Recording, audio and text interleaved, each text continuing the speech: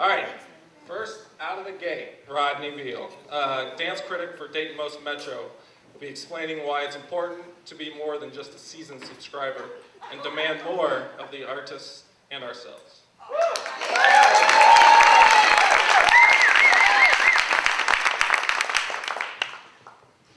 This is so odd for a dancer, so just so you know, we move.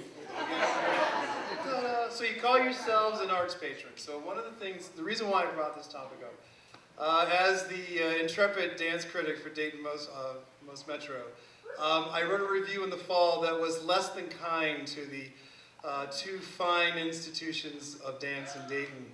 And I went to the Dayton Ballet Performance, DCD Performance, and I had a total what the fuck moment. I'm sorry I had to use the language because that's where I went. In my head, I was watching it. And I asked myself the question, okay, Roddy, it's not that bad. It couldn't have been that bad. It was so horrible that you didn't have to think about,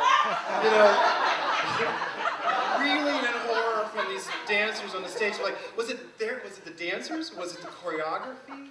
Was I in a bad mood? Did they like a bad meal? I had to question a lot of things before I wrote that review. It took me 2 weeks to write the review, and the response I got back was, I'm a mean person. I'm a meanie. I'm a bad man. And I said, well, how do we get to this point where I'm seeing it as a critic and it's not working? Okay, where I'm sitting going, okay, but the audience did a standing ovation. Okay, Daytonians, take note. Not everything is worth a standing ovation. You're okay. Seriously. Really?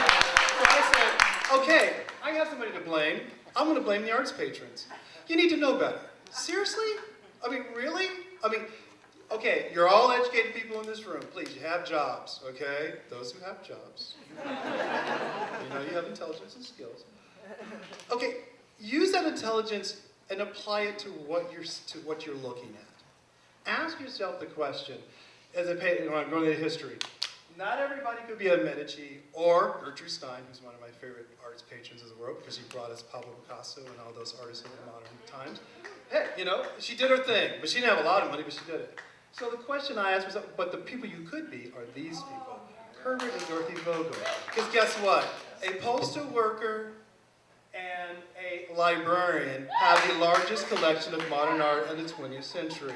And they did it on her salary, his salary alone. So really, you can do more than you think you can. It's not about income. It's about educating yourself. You need to know that Dayton is a bubble. It's a lovely place, but there's another part of it's all part of a big country, and you could go travel and get behind your car and go to Cincinnati Ballet. It's only like 40 miles down the road. Go see it. On the same weekend as Dayton Ballet, San Francisco Ballet had Wayne McGregor, Mark Morris, and Christopher Wheeldon. If you don't know what those names are, Google it. That's what technology's for. Really? Seriously? Look them up. They are the leading practitioners of dance at the same weekend. The reason why I bring all this up, and it'll come in a point, is that New York City Ballet the same weekend had Concerto Barocco. It's considered the classic seminal work of the 20th century. Kurt Weill's Seven Deadly Sins with Patti LuPone singing, and Vienna Waltzes. So you had this mix of things that were being done by all the great artists on those two continents, parts of the end of the continent. In the middle is Dayton. Now the thing about that is, and I know I'm skipping the slides, is Dayton is the second oldest company in the country, behind San Francisco Ballet. We're older than New York City Ballet. Really? So our stuff needs to be a little bit more fierce than what I saw, the one where I went around in traffic and get hit by an RTA bus. Okay, getting to visual arts. Don't be a gallery grazer. Don't go just for the food and free booze. Look at the art. If a work moves you, buy it. Seriously, they work. That's how they get their income. If it moves you, make out a payment plan on your salary. Buy a piece of work that you can afford. Technology allows you to get more information. That's what, don't just look at the pretty cats on YouTube. Baking, driving the car. Look at some other artists, all right? Step out of your comfort zone. See other art forms. But I don't like it. I don't like opera. It's a glorified TV soap opera with music. When a woman sings a high C. Really? Know the context of what you're seeing. I'm such a cranky person, sorry.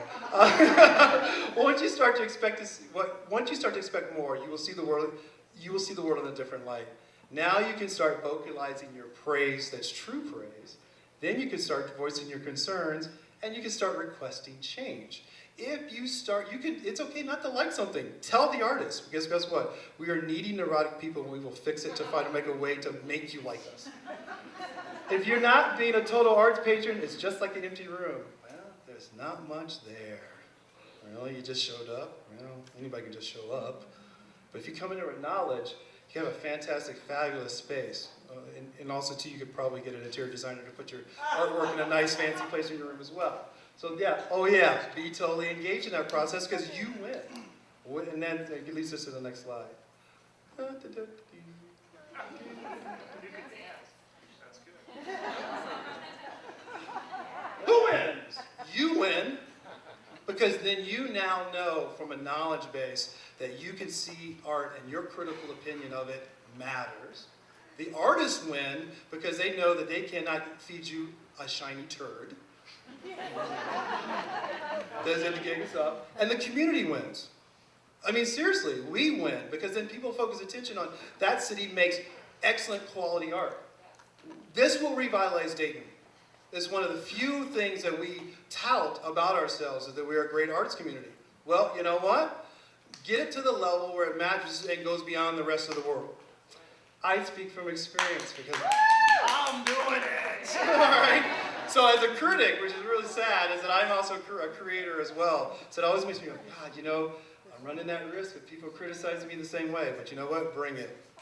I welcome it because guess what? I'm going to keep making the art anyway. So, but if I hear from people saying I loved it, and this is why I loved it, or I hated it because I hated it for this reason, I can work with that. And I just want to say, that's how you become a better arts patron. Thank you.